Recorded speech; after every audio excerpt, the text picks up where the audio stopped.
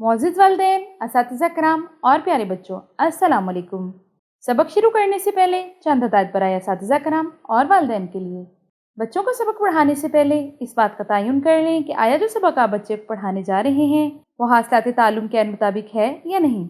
इस सबक के मुताले के बाद तलबा इस काबिल हो जाएंगे कि वो सबक नज़्म व नसर पढ़कर इसके मतन से मुतालिक सवालात के जवाबात लिख सकें, मुकालमाती गुफ्तगू में हिस्सा ले सकें, वाहिद और जमा का फ़र्क जुमलों में वाज़ेह कर सकें, इस्तजाबिया जुमलों की निशानदही कर सकें, मौके की मुनासबत से आदाब गुफ्तगू, शुक्रिया, अफसोस, माज़रत वगैरह का ख्याल रखते हुए मुनासिब अल्फाज बोल सकें, मतन में शामिल नए अल्फाज को अपने जुमलों में इस्तेमाल कर सकें, ज़राए इब्लाग के दुरुस्त इस्तेमाल से आगाही हासिल कर सकें, टीवी, मोबाइल, कंप्यूटर वगैरह पर मुख्तसर इबारत समझकर पढ़ सकें।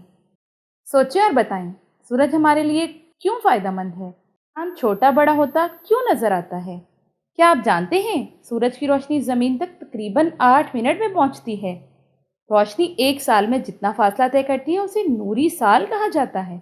बराए असातिज़ा किराम, तदरीसी मकासद के हसूल को यकीनी बनाने के लिए हर सबक के आगाज़ में हासिलात ताल्लुम दर्ज हैं।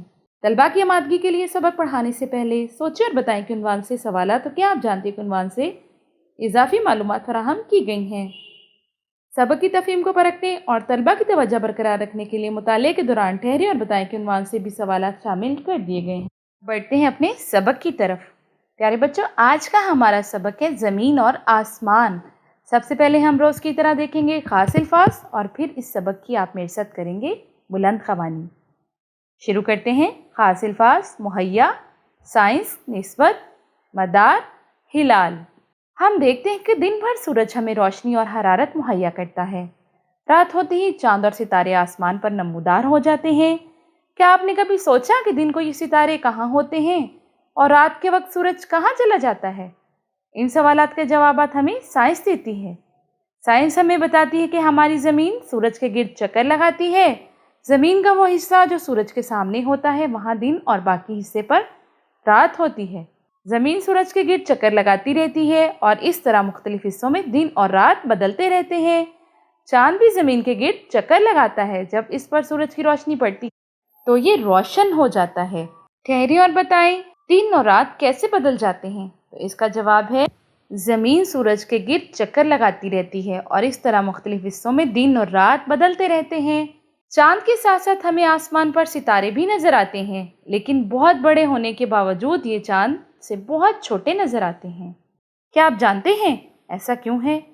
चांद हमारी ज़मीन के बहुत करीब है इसलिए हमें बड़ा नज़र आता है, जबकि सितारे हमसे बहुत दूर हैं इसलिए छोटे नज़र आते हैं। एक और अहम बात यह है कि दिन के वक्त भी आसमान पर सितारे मौजूद होते हैं, लेकिन सूरज की तेज़ रोशनी में नज़र नहीं आते। ज़मीन, चांद, सूरज और सितारे सब अपने अपने मदार में गर्दिश करते हैं। हमारी ज़मीन सूरज के गिर्द अपना चक्कर 365 दिनों में मुकम्मल करती है। ये 365 दिन एक साल कहलाते हैं।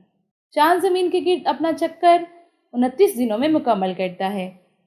सूरज की रोशनी और जाविये में तब्दीली की वजह से हमें चांद कभी छोटा और कभी बड़ा नज़र आता है। पहली रात के चांद को हिलाल, जबकि 14वीं रात के मुकम्मल चांद को बदर कहते हैं। साइंस बताती है कि ज़िंदगी सिर्फ ज़मीन पर ही मुमकिन है। अलबत्ता बाद साइंसदानों का ख्याल है कि अरबों साल पहले मरीख पर भी ज़िंदगी मौजूद थी। ठहरे और बताएं, दिन में सितारे नज़र क्यों नहीं आते? तो इसका जवाब है, दिन में सितारे इसलिए नज़र नहीं आते कि सूरज की रोशनी बहुत ज़्यादा होती है। हमारी ज़मीन पर हवा और पानी की बदौलत इंसान और दूसरे जानवर जिंदा रहते हैं। साइंसदान खलाई गाड़ी की मदद से चांद तक पहुंच चुके हैं। उनसे हमें यह भी पता चलता है कि चांद पर हवा है ना पानी। आसमान पर मौजूद मुख्तलिफ सियारों के बारे में साइंस की तहकीक जारी है। ठहरे और बताएं, ज़मीन के अलावा और किस सियारे पर ज़िंदगी के आसार का दावा किया गया है? साइंसदानों का ख्याल है कि अरबों साल पहले मरीख पर भी ज़िंदगी मौजूद थी। प्यारे बच्चों, हमने इस सबक में क्या सीखा? तो हमने सीखा ज़मीन, चांद, सितारे और सूरज हमेशा हरकत में रहते हैं।